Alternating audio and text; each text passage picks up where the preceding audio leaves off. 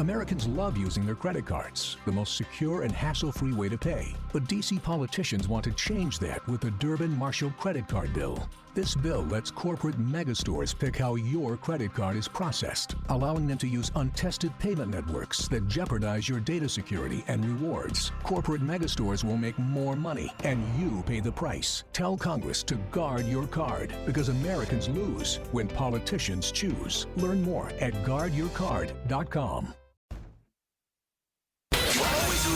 Follow the money. That's what I always say. You always follow the money. Yeah. This is Follow the Money with Mitch Moss and Pauly Howard on VSiN. Welcome back. It is Follow the Money here on VSiN, the Sports Betting Network. Mitch Moss, Pauly Howard with you. We're live on the road in Omaha for the College World Series. We're at Rocco's hanging out. Place is borderline packed as we speak, but our next guest said, actually, guys, this is nothing. And that next guest is Matt Grissom, does a great job for the VSiN betting guide for college baseball and also college baseball insiders as well. Good to see you, man. Thanks for popping on. How are you? Thank you. I'm happy you are here. Just taking it all in. Game one under our belts, and we've got a good one tonight. But, yeah, this is nothing. Wait till LSU and Arkansas takes over this bar tomorrow night. Total domination?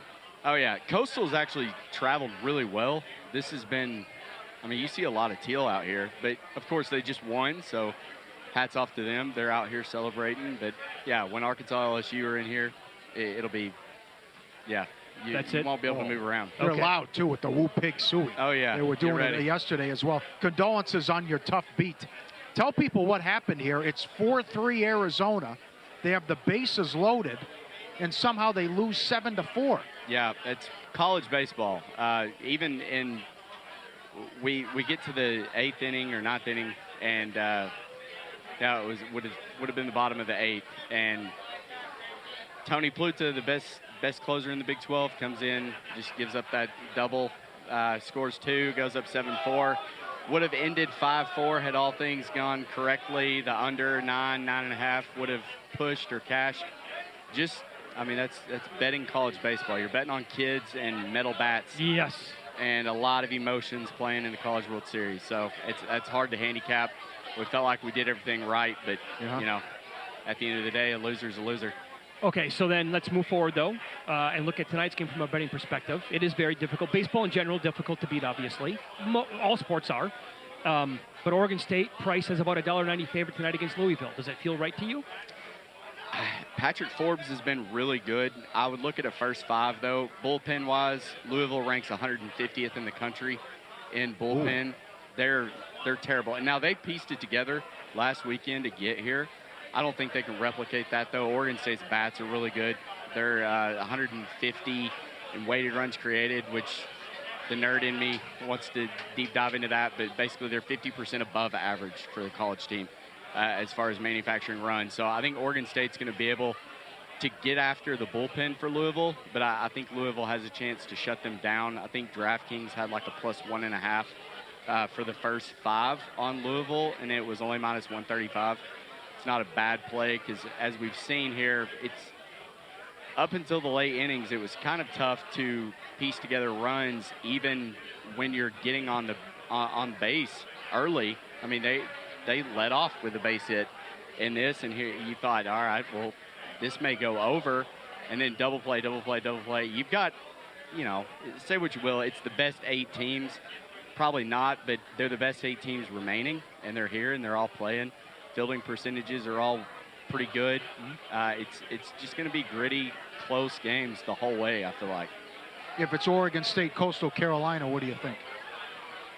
Oh, that would be probably Jacob Morrison throwing for Coastal and then Ethan Kleinschmidt for Oregon State. I'd probably have to go Oregon State.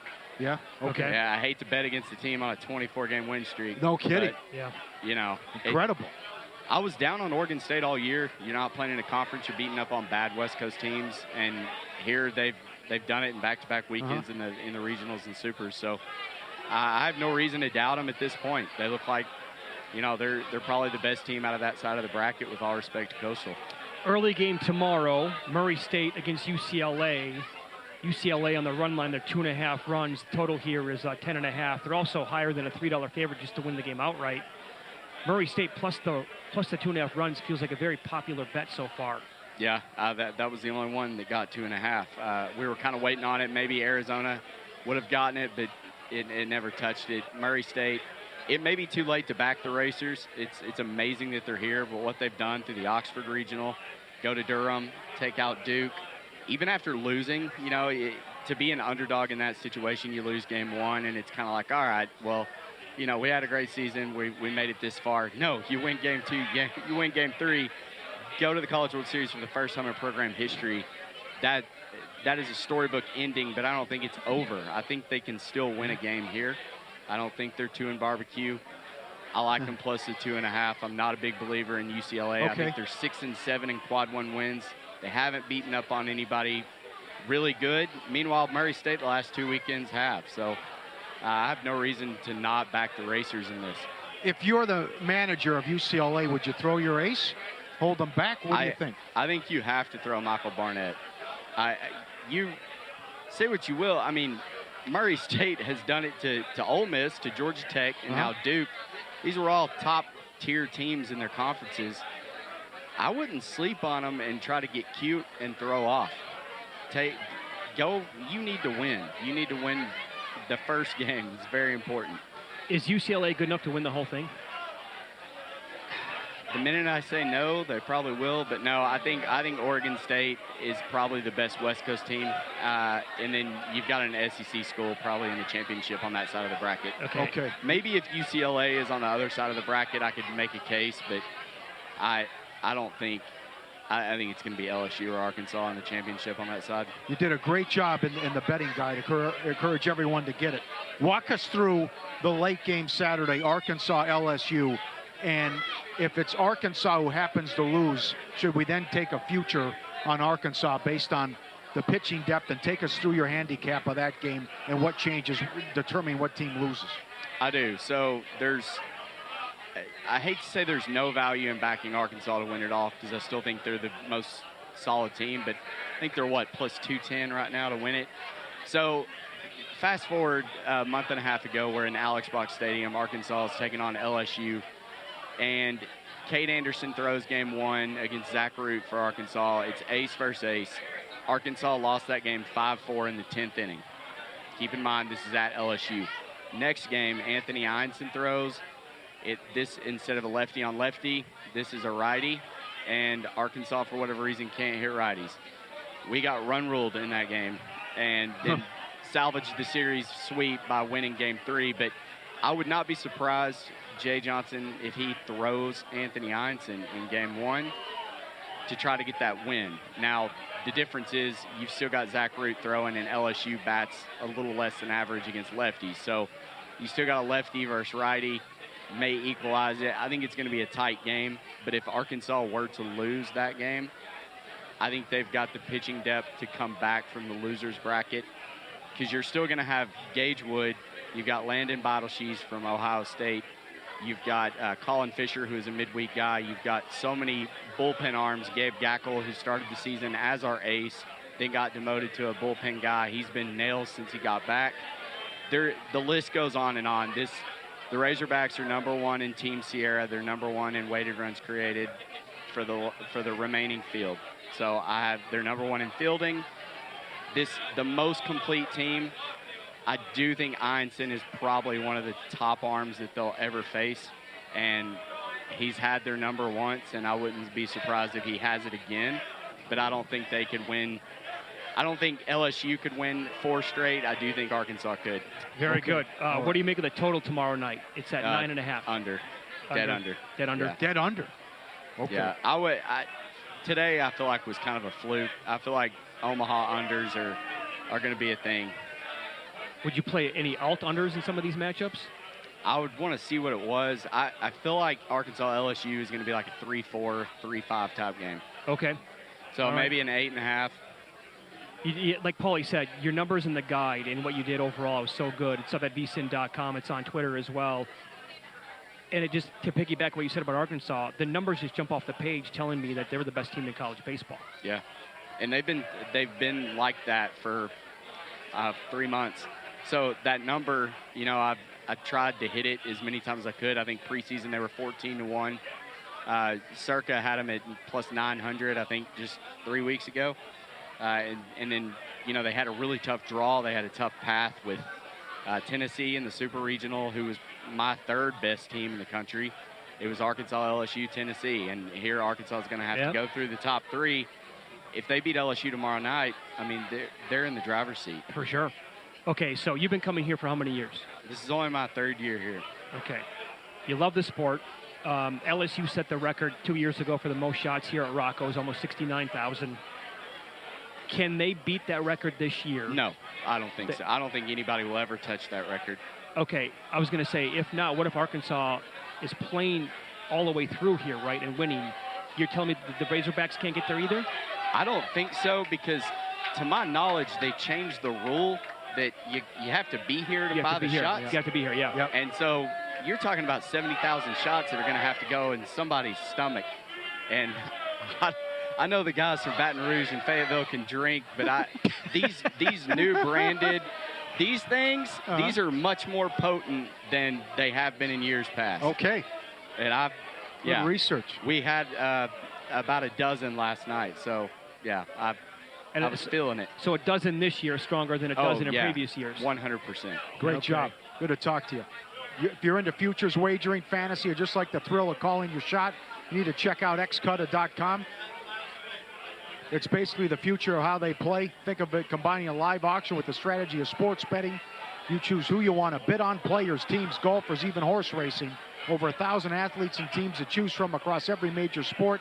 You set the terms, build your own auction, and invite your friends to play. You can even start auctions for free. It's like creating your own mini book with your crew, and it's so fun and awesome. Here's the hookup. Email support at xcutter.com. Mention VSiN. They'll send you a special 3-month player promo code to get started. xcutter, XCUTTA. Futures wagering just got a serious upgrade. xcutter.com. Follow Matt on X, by the way, at Grissom on X. That's it. Does a great job covering this sport and more on the College World Series. Mike Ferrin joins the program. He calls games. We'll get his take on it next.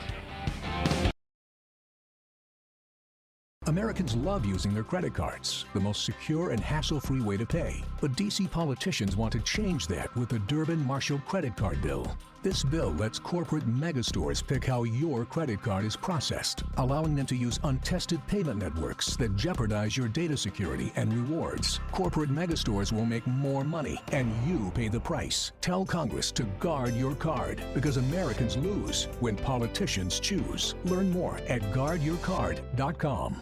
If your job at a healthcare facility includes disinfecting against viruses, you know prevention is the best medicine. And maintaining healthy spaces starts with a healthy cleaning routine. Grainger's world-class supply chain helps ensure you have the quality products you need when you need them. From disinfectants and cleaning supplies to personal protective equipment, so you can help deliver a clean bill of health. Call 1-800-GRAINGER, click Grainger.com, or just stop by. Grainger, for the ones who get it done.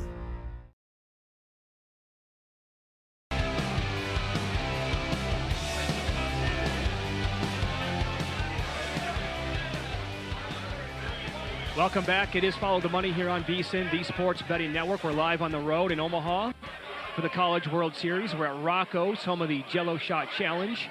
And Mike Ferrin joins the program now, kind enough to take a couple of minutes here on a Friday night as he calls games, college baseball games, and also MLB Network Radio as well.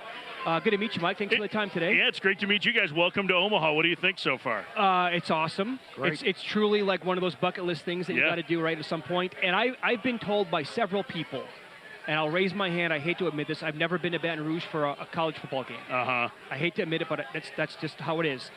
They told me specifically, when you see this fan base come here for the College World Series, you're going to walk away and you're going to be an LSU fan for the rest of your life. Yeah. It's unlike anything you've ever seen? So businesses locally love it when LSU is in the Men's College World Series, because it means that there's a ton of LSU fans that are traveling. When they don't make it, they usually have like the biggest or second biggest fan base that's here too. Their fans are college baseball crazy. They love the trip to Omaha. There's this wonderful relationship between LSU fans and the city of Omaha. So it's great. And now that you guys are in Rocco's, you can see that they made up ground in that shot challenge, yellow shot challenge. And by tomorrow night, they will be lapping the field. Like they know how to support their teams, and they know how to party. They really are the perfect house guests in that regard. So they're at 1993. They have the lead. They don't play until tomorrow night. A viewer mentioned this for a prop idea yesterday. Do you want LSU fans or the field? LSU. LSU will crush every other school. No, yeah. It's probably like I don't do betting lines particularly well, but my guess is that it's like if you were to put $100 on LSU, you would lose $300. Like that's what the line should be. They are on another level. When they were here 2 years ago in what was like one of the great fields of talent that we've ever had in the Men's College World Series, they ran circles around everybody in terms of the number of shots. Like it wasn't even close. It was tens of thousands. Yeah, and that was, I went back to that yesterday. I said that team was so loaded. Yeah. Right? I mean, it had Paul Skeens, who was not just a local or a regional story. He was a national story. Yes. They had Dylan Cruz, and the excitement behind that team was, again, absolutely gigantic. One of the biggest I've ever seen for a college baseball team. I just, based on that alone, I don't know if they can beat that number. I don't know that it's going to have quite the same level nationally, like in the same level of attention. Outside of those two guys, you also had like Wake Forest was the number 1 overall seed that had the number 7 pick and had the number 5 pick from last year's draft, right? And Nick Kurtz. Like there were 20 some odd first rounders that were in that. There were freshmen, sophomore, and junior. So like some of those guys would go this year. Like it was an incredible collection of talent. It's the best that I've seen since I've been coming. I've been coming since 2012 for work, and easily the best that I've seen that has come through here. And this year's class has some good draft prospects in it, but it's not the same. Like it was so loaded with talent. The only team that really didn't have a top draft prospect was Oral Roberts, and they were the number 4 seed, right? So like that's a great story. They'd gone on the road to Eugene and had a big comeback to win the opener Super Regionals and held on to win Game 3. So like there were a lot of really cool elements in that. This one is great because it is so wide open. Can you expand on it doesn't matter how far you have to drive or what you have to bring for LSU fans? We talked about a guy called, he wanted to bring the parade float, that tiger, and put it outside Rocco's, and they said, no, it's in front of our hotel now. Yeah. So someone, go ahead. So 2 years ago, Cade Beloso was the designated hitter for LSU. Kind of a big popular player. The year before, right before opening day, he blew out both of his knees. Like they were doing like the jump around to celebration before the game started, before opening day. He was a local legend. He was an important player. Hit a big home run in those CWS finals. His dad runs a Cajun seasoning company. His dad rode up with like a cooker and a gator to cook in the parking lot.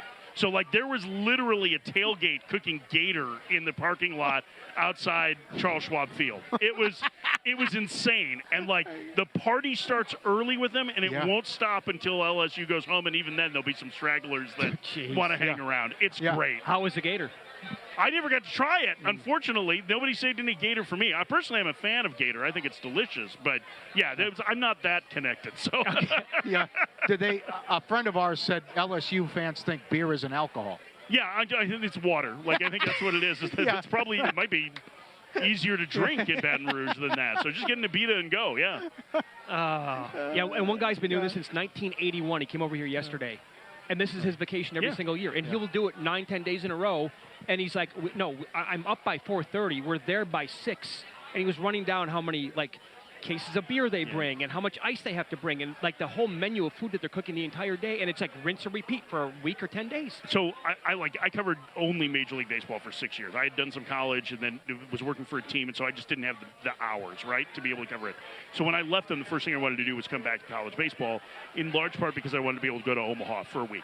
This is summer camp for a lot of people. I mean, it really is. And, like, so my dad's from Northwest Iowa.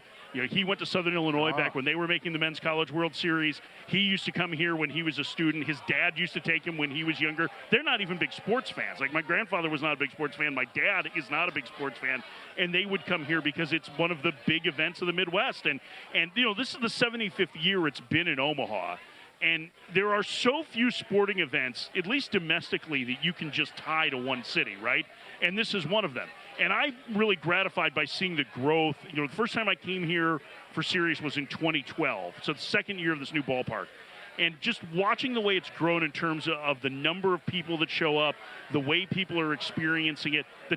Listen, it's tougher to get a hotel now than it was 12 years ago. Sure. And I think it's really cool because I think most people want to share this experience with everybody because it's not like anything else. And the first 4 days of the tournament in particular are great because everybody's going to play twice. So it gets sadder when you start having to send people home on Sunday night and Sunday afternoon. But man, you get to see everybody play twice for those first 4 days. And how many double elimination tournaments do we have really that decide a championship? It's this in softball, right? So I think it's an incredible event. This city is fantastic for it. It's a real sleeper city. Great restaurants, great bars, great nightlife, and it's still great for the families. So I'm assuming a check from the Chamber of Commerce is coming soon. There you go. All well said. Follow the money here on VSiN, the Sports Betting Network. Our guest, Mike Ferrin, MLB Network Radio, but also calling games, SiriusXM out here in the College World Series as well. So you said it's wide open. Arkansas, though, and LSU, a little bit ahead of the pack, I would say right? that they're the teams that are the most favored, but they're on the same side of the bracket, and they play each other tomorrow night in what should be the game that gets the most attention. I mean, listen, LSU has a really good duo on the mound in Cade Anderson and Anthony Ianson. Those guys are both going to go in the first round. Anderson might go number 1 overall. LSU is deep on the mound. They have a better offense than they've had in the last several years, and they have kind of the heartstring story, right? Dave Van Horn, one of the greatest coaches of all time in college baseball, took Nebraska to the Men's College World Series twice before he went to Arkansas. This is his 10th trip. He's never won a national championship, and the closest they came was in 2018 when they had a drop pop-up with 2 outs, 2 strikes in the 9th inning, turned into an Oregon State win in Game 2, and then Oregon State won in Game 3. So it's a huge matchup. Yeah, there's a lot of attention there. But this has been a year where parity has reigned supreme in college baseball. And, we only have one of the top 5 national seeds that are here, right? That's Arkansas. LSU was every bit as good as Arkansas for most of the SEC season. That's the top league. But, listen, Oregon State is really, really good. Coastal won their 24th straight game this afternoon. It's not like some cute little mid-major that's got a bunch of thumbers up there throwing 85 mile an hour. Those guys can bring it on the mound. It's a dynamic offense. So there are a lot of good options to win the championship this year. Yeah, and most of us feel like Murray State is feisty in their first game against UCLA tomorrow. But I think UCLA is one of those teams that's a little bit underappreciated, in part because the Big Ten just does such a terrible job of televising baseball. That team is really good. They have the single best player in this tournament in Rock Chalowski.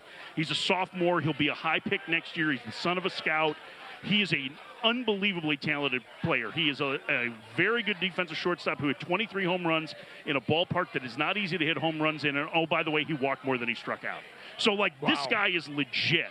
And he's their superstar. They can pitch. John Savage has a national championship on his resume in 2013. That was the last time the UCLA was here. So, yeah, Murray State's this great story, and they can hit, and they're really fun. But, watch out, because UCLA is a good team. Dynamite knowledge. Yeah. That was awesome. Strong. Are the Tigers the best team in baseball? Record-wise, right now, I'm still pretty skeptical about their offense long-term. It's been really impressive that they have performed as well as they have. A lot of that has to do with Spencer Torkelson's renaissance, right? He's been incredible.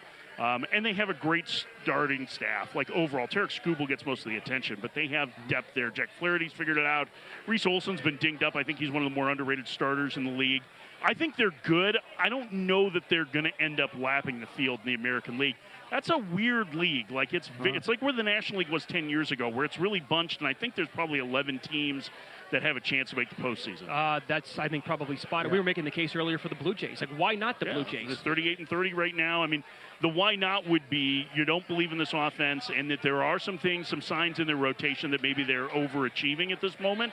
But, yeah, they've got 2-star players in their lineup, and they're performing well. And, listen, the wild card race in particular in the AL is going to be up for grabs. No doubt. Mike, that was awesome. Thanks so much for taking the time guys, today. enjoy the rest of your trip here. Thank have you, fun. Sir. Don't do too many Jell-O shots. No, we will not. Do too many.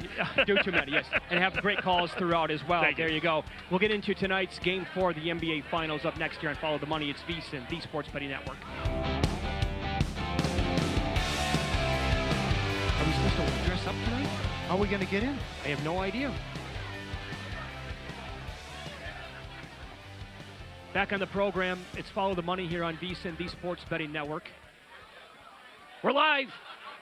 We'll do it live. Omaha. Omaha, we're live. Yes, we are, Pauly, at Rocco's. And we'll get to the NBA. Game 4 coming up tonight. But look at this. U.S. Open updated. Some of these guys still on the course. Rory McIlroy. Where did I get Patrick from? Cantley. You're going to probably say Cantley. Yeah. Rory McIlroy is 7 over. He recently birdied. Is that going to be on the cut line? Is he going to get in with that number? Does he need to birdie one more to get in? Because he was just on the outside looking in like some of these other big names I'm about to tell you about. But only 5 guys currently either in the clubhouse or on the course as we speak are under par for the tournament. And so Rory is 7 over.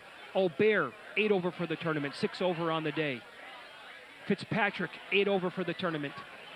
Bryson DeChambeau, one of the most popular bets of the entire week, 10 over. We'll see you later, pal. Wow. So many big-name guys just embarrassed themselves out here today. It's incredible, the big names.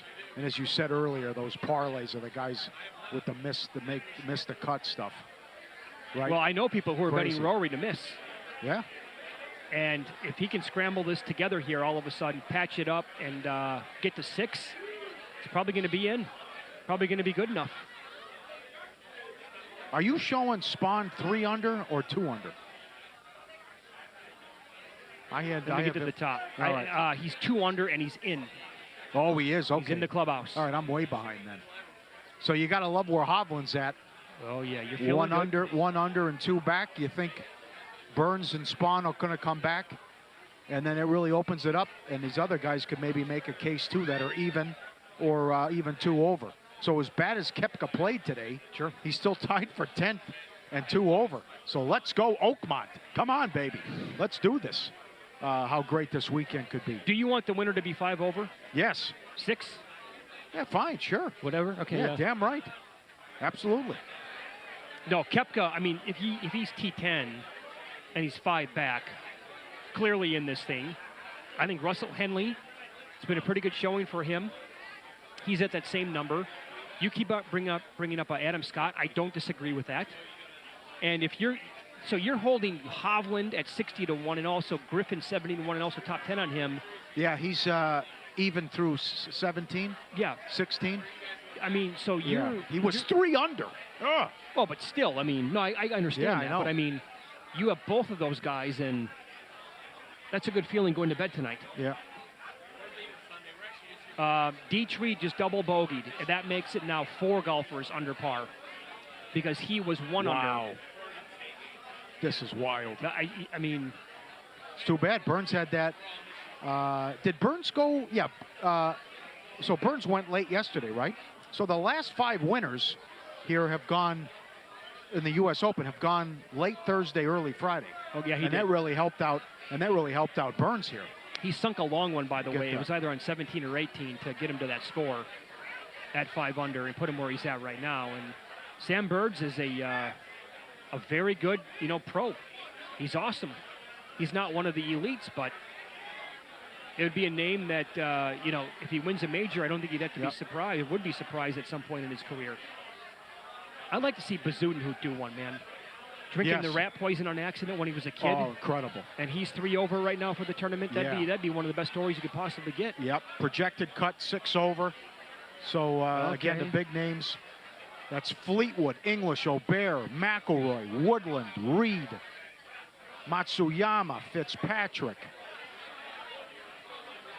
DJ, DeChambeau. Yep. All gone. All going. Who really made a fool of it? Straka, 11 over. Thomas, 12 over. Thomas was awful. Oh, man. I mean, most of these guys were, I guess. Shane Lowry, 17 over. Oh, boy. He's 8 over today. Oh, my God. Maybe his number will drift next month at the Open Championship as a result. I saw he was down to like 20 to 1 in one book. I'm like, come on. The Gim Reaper, 17 over. Yikes. And there's one guy who's 35 over. What? Guy shot an 89, 19 over. Never heard of him. He didn't tap out? No. Let me finish my round. No, he finished. 89. He followed up at 86 with an 89. Yeah, right. And then a couple guys 27 and 26 over. Oh, my man. But you tell me, though, you're going to tell me all these guys like Rose 13 over, Lowry 17 over, and then you got Spahn with one career win is sitting there 3 under with a chance to do this. One shot back of Burns. By the way, this is the 10th time Oakmont has hosted.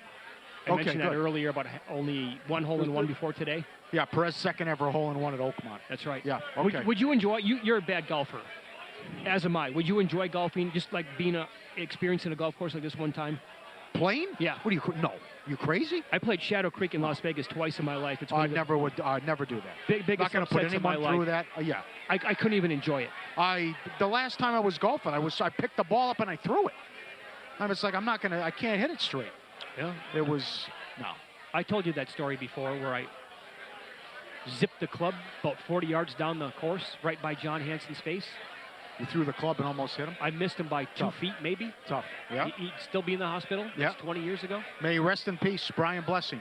When I told him that Butch Harmon said, hey, you want to come down? I'll help you with your swing. After I interviewed Butch once. And I was like, I don't know. You didn't take him up on it? What's wrong with you? Yep. But that's, damn. Okay. I got to get into it, though. It's the only sport you can play as you get older. I mentioned earlier I watched Point Break today because the U.S. Open was not on in my room. Utah, give me 2.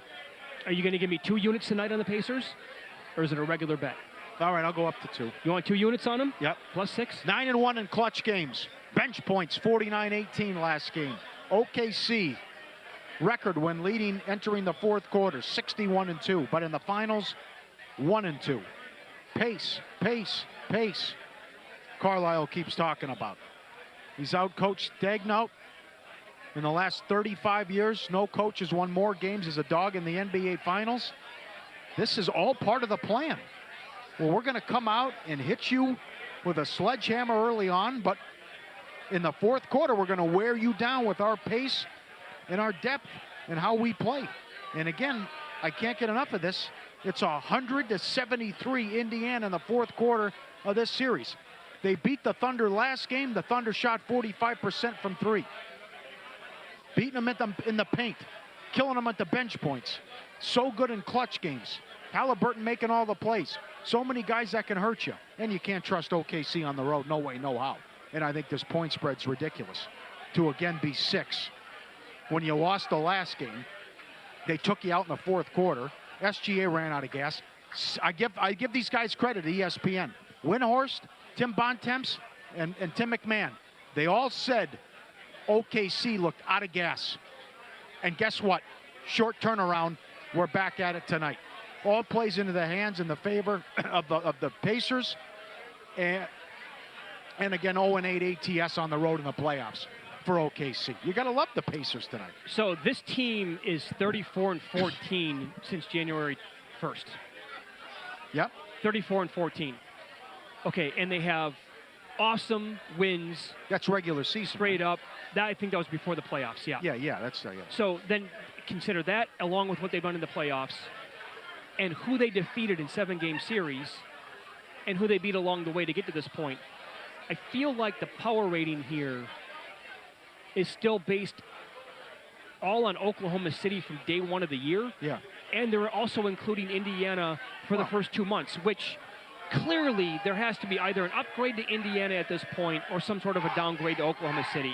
I saw the same thing in the Denver series, though. I mean, they might win the game, but you're asking them to win by 7 or more? I know. And they beat Denver, but after that bad performance in Game 3, well, they were up 3 with 40 seconds. I guess that's unfair, but bad offense, no doubt. I just trust Carlisle and that coaching staff, and I trust Halliburton. I asked you earlier. What's the number, by the way, if you're just going from January 1st to right now? This is correlated, by the way, with like Neesmith coming back from an injury. Oh, yeah. Halliburton wasn't himself. They had injuries, no doubt. Second best record since January 1st. 64-win Cavs. Take you out in 5, no problem. Take out Milwaukee in 5. Take out the Knicks in 6. Up 2 games to 1 here. We are 2 wins away from not only the most improbable champion in NBA history, certainly of our lifetime. It's one of the most improbable, from an odd standpoint, champion of our lives, if they're able to do this. In the no NBA, matter the sport. absolutely it is. I would say no matter the sport, though, too. 125-1 in January. To go best of 7, best of 7, best of 7, best of 7. This does not happen in the NBA. Want to know where the money's really going? Unlike other sources, our splits come straight from Circa and DraftKings, giving you insight into where the sharp action's landing. Circa takes huge bets from pro bettors. See the percentage of bets for percentage of handle on every game across every major sport. Join the team now. $9.99 your first month. Get the exclusive betting splits. VSiN.com/subscribe. Our picks, win, lose, next. Americans love using their credit cards, the most secure and hassle-free way to pay. But D.C. politicians want to change that with the Durbin-Marshall credit card bill. This bill lets corporate megastores pick how your credit card is processed, allowing them to use untested payment networks that jeopardize your data security and rewards. Corporate megastores will make more money, and you pay the price. Tell Congress to guard your card, because Americans lose when politicians choose. Learn more at guardyourcard.com. Unborn children on these games. I was so good that whenever I bet, I could change the odds for every bookmaker in the country. You know it, Ace. Ekholm blocks over another winner.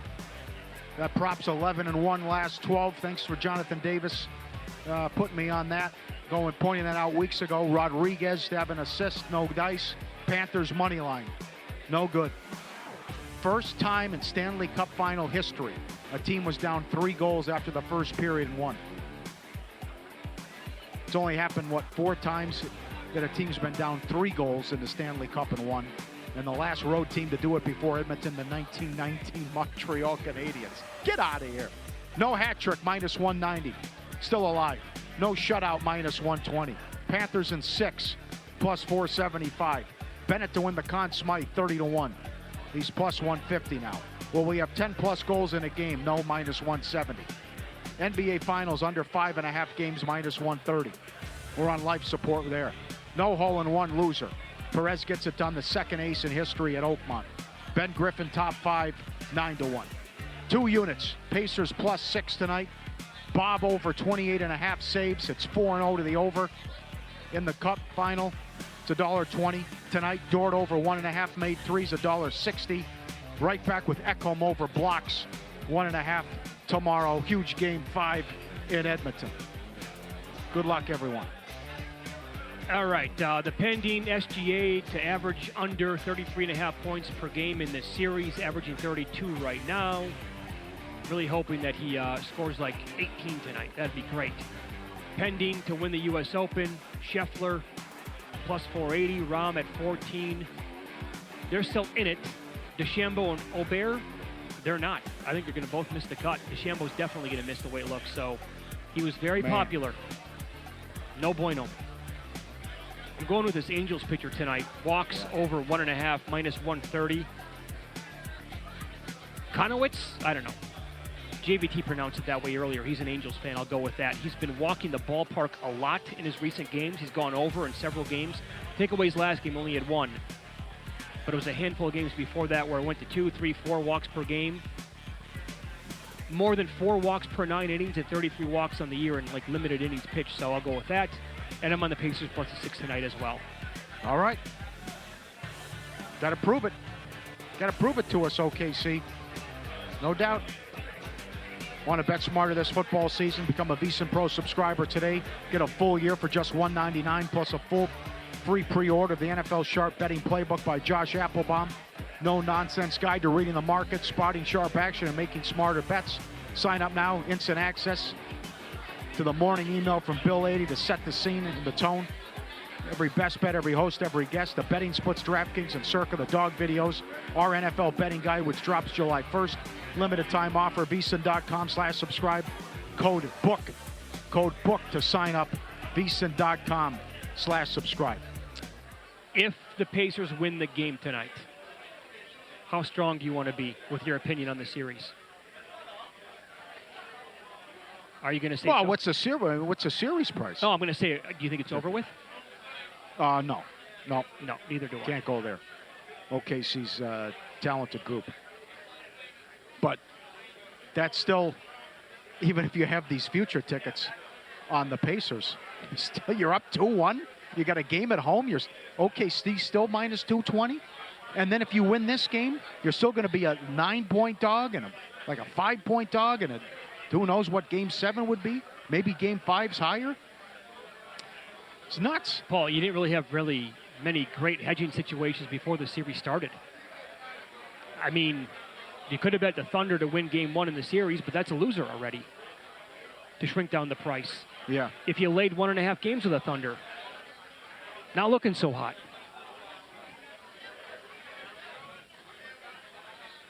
So first half, I know some people making the case for first half with the Thunder. And it also protects you with the running out of gas angle, too, in the fourth quarter. But you got to give those fans credit, too. That is loud. That is rocking. And people who are there are just giving up to Pacer fans as well. Well, they're good sports fans, and they love basketball, obviously, in that state. Yep. So not going to be surprised by that. Yep. Other baseball numbers as we're ready to go. You can update the golf in a second if you want. Griffin's on 18. Yelich, 533 career against Fetty. Contreras, 571 and 2 bombs. Olsen hitting 462 against Marquez. Cubs lost at home to the Pirates 2-1 in extra. Nothing. Skeens gave up nothing. Only went 5 innings, though. So 4-6 now with a 1.80 ERA. Are you kidding? Toronto, 12-2 their last 14. 16, averaging 6 runs a game. Kirk has reached safely 11 in a row. Angels have won 7 of 9. Detroit, 23-9 at home. Mets, 23-7 at home. They've won every series at home except one. It could be a Yurfee in that game. Bradley has an ERA of 8 in the first inning. Mets are 8-2 in home starts. Red Sox, Yankees right back at it. What would you do if you're Cora? I didn't even look at the line. Is he gonna put the Anthony in there? He's gonna put the studs in there? Oh, I hope so. The lefty going against Yarborough. Okay. I'll give you some numbers on that matchup. Sure. And the A's have been so bad on the road as well. Lost 14 in a row on the road. Severino, who's good on the road, lousy at home. The run differential minus 71 during this losing streak. Good God, look away. Crochet, 11.25 Ks per 9. 6 innings pitched against the Yankees last week. 6 hits, 5 earned runs, though, but he did strike out 9 in those 6 innings. His prop tonight is like 7.5. That's a tough number for me to bet. And Yarbrough pitched in that same game, Pauly. He lasted 4 innings, 9 hits, 8 earned. Yeah. If this Red Sox pitching ever came together, the offense is good enough to win the whole thing. Yeah. But good luck with that. And Webb takes on Yamamoto tonight, Dodger Stadium. Webb has made 7 starts at home, and he's made 7 starts on the road. At home this year, his ERA is 1.36. The whip is 1.08.